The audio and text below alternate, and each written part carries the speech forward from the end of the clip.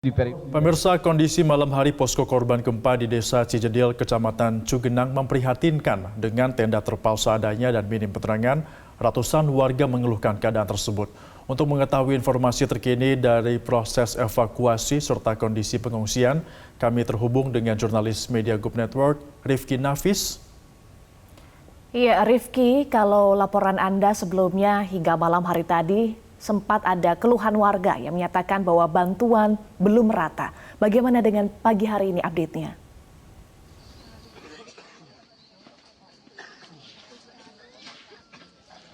Ya, Febri, Eva, dan juga pemirsa, memang saat ini seperti dapat disaksikan, saya juga masih berada di salah satu posko yang berada di Desa Cijedil, Kecamatan Cugenang.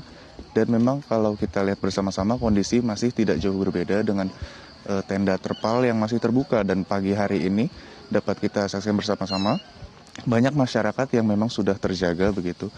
Ini memang ada yang membiasakan untuk bangun pagi untuk beribadah, namun juga memang ada yang mengalami gangguan pada saat tidur. Hal ini memang dapat dimengerti karena kondisi terpal yang terbuka ini tidak dapat secara optimal melindungi masyarakat yang berada di posko dari cuaca buruk maupun suhu udara malam yang memang cukup menusuk begitu ya. Dan kalau dari laporan kami atau pantauan kami sebelumnya, memang bukannya tidak atau belum mendapatkan bantuan ataupun saluran donasi. Namun kebanyakan bantuan ataupun saluran donasi ini kurang tepat sasaran, di mana banyak pihak-pihak ataupun instansi-instansi yang memberikan donasi masih berfokus kepada aspek-aspek seperti kebutuhan logistik makanan, di mana di sini sendiri kebutuhan tersebut sudah terpenuhi. Dan di posko ini justru membutuhkan tenda-tenda atau alat-alat yang lebih penting lagi seperti tenda yang tertutup seperti berjenis barak ataupun alat-alat tidur, karena seperti dapat dilihat beberapa dari masyarakat di sini juga masih tidur tanpa menggunakan alas tidur. Kemudian juga untuk kebutuhan fasilitas sanitasi seperti fasilitas MCK dan juga alat-alat mandinya di posko ini masih terhitung terbatas. Bukannya tidak ada, namun dengan jumlah yang sangat sedikit, yaitu satu buah fasilitas MCK untuk digunakan ratusan orang, dan juga memang kondisi atapnya dapat dikatakan mengkhawatirkan ya, dan dapat saja roboh sewaktu-waktu begitu, sehingga memang ini harus menjadi perhatian khusus. Dan satu lagi, kalau kondisi malam adalah penerangan, di mana penerangan ini adalah hal yang sangat penting sekali, karena mengingat kondisi listrik di wilayah Desa Cijedil, Kecamatan Cugenang sendiri memang masih banyak padam, sehingga harus menggunakan penerangan ekstra, khususnya karena di posko ini masih banyak anak kecil gitu ya, sehingga ketika mereka bergerak dan tanpa penerangan itu akan sangat berbahaya dan beresiko, sehingga fasilitas penerangan ini sangat dibutuhkan. Dan memang kalau kita simpulkan, masih belum ada perbedaan yang terlalu signifikan dari kondisi malam hingga pagi ini. Febri dan Eva. Ya, Rifki, dengan kondisi yang begitu seadanya bahkan memprihatinkan, lalu bagaimana dengan kondisi kesehatan para pengungsi?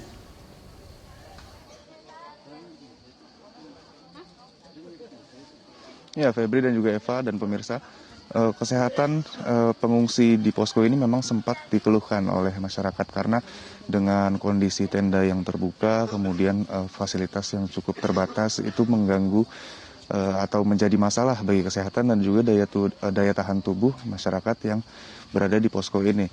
Seperti halnya mereka banyak yang mengeluhkan sakit kepala, flu, ataupun juga masuk angin begitu.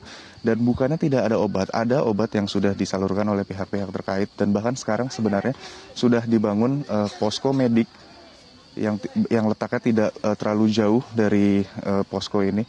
Namun itu masih dirasa kurang karena jumlahnya masih cukup terbatas, sehingga obat ini pun sangat cepat habisnya begitu. Kemudian controlling yang dilakukan oleh tim medik juga tidak terlalu rutin begitu ya, sehingga masyarakat yang harus inisiatif datang menuju posko tersebut kemudian melaporkan keadaan mereka. Posko medik ini sendiri memang bantuan dari instansi terkait, termasuk juga ID Sukabumi. Namun memang kalau kita perhatikan harus lebih ditingkatkan lagi, terutama dalam hal kontrol dan penanganannya. Dan kemudian juga kalau kita mengutip dari Bupati Cianjur, yang sempat mengatakan untuk tidak ingin ada posko-posko yang terlantar ataupun tertinggal dari segi bantuan, namun harus melapor ke kantor bupati tersebut. Ini pun menjadi masalah terutama bagi masyarakat yang berada di posko desa Cijedil ini, karena memang dengan kondisi yang seperti ini mereka tidak bisa terlalu jauh untuk mobilisasinya begitu. Sehingga memang mereka mengharapkan kehadiran dari pihak tersebut yang datang dan melihat bagaimana kondisi mereka saat ini dibandingkan mereka yang harus jauh-jauh melapor ke tempat tersebut dan justru akan menyulitkan mereka, bukannya memudahkan mereka begitu, sehingga memang ini perhatian khusus masih harus terus diberikan. Dan kalau kita boleh gambarkan begitu ya, ini hanya salah satu kondisi di salah satu posko yang berada di Desa Cijedil atau Kecamatan Cugenang, di mana dari pernyataan warga masih banyak sekali daerah-daerah lain yang bahkan belum tersentuh ataupun belum mendapatkan perhatian, sehingga ini harus menjadi PR tersendiri bagi seluruh pihak termasuk pemerintah dan pihak-pihak terkait untuk bagaimana segera mencari perkembangan di lokasi. Demikian yang dapat kami sampaikan, kembali ke studio. Iya, Rifki, satu lagi, kalau sejak atau hingga kemarin ini gempa susulan masih dirasakan, bahkan Anda juga merasakan saat melaporkan kemarin. Bagaimana dengan pagi hari ini? Apakah masih dirasakan gempa susulan dan apakah juga sudah ada pihak yang mengedukasi masyarakat apa yang harus dilakukan jika gempa susulan terjadi? Ya, betul sekali Eva dan juga Febri dan pemirsa, memang hingga saat ini pun masih dapat dirasakan beberapa kali gempa susulan. Kemarin gempa susulan terbesar tercatat 3,9 skala Richter, di mana memang itu membuat panik masyarakat terutama yang ada di posko, karena memang dapat dimaklumi mengingat rasa trauma ataupun takut mereka setelah kejadian ataupun bencana yang menimpa mereka dan juga kerabat-kerabatnya.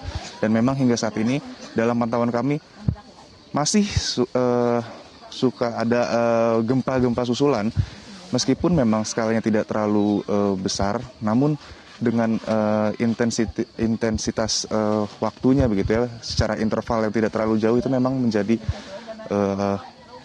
kekhawatiran sendiri khususnya bagi masyarakat yang masih merasakan trauma. Kalau kita boleh melaporkan, kemarin saja lebih dari 10 gempa susulan kami rasakan di lapangan. Namun hari ini kami sebenarnya belum merasakan ada gempa susulan, tapi memang itu bukan sesuatu yang kami harapkan. Dan hal tersebut memang sangat mengganggu ketenangan dari masyarakat yang berada di posko, dan masyarakat pun sebenarnya sudah diberikan arahan ataupun edukasi untuk tidak panik ketika ada gempa susulan. Namun memang respon natural dari masyarakat di posko untuk melakukan sedikit panik begitu ya. Tapi memang sudah diedukasi dan mudah-mudahan tidak terjadi lagi. Itu sesuatu yang sama-sama tidak kita harapkan. Eva dan Febri. Baik, terima kasih Rifki Nafis atas laporan Anda. Tetap jaga kesehatan dan juga salam sehat selalu.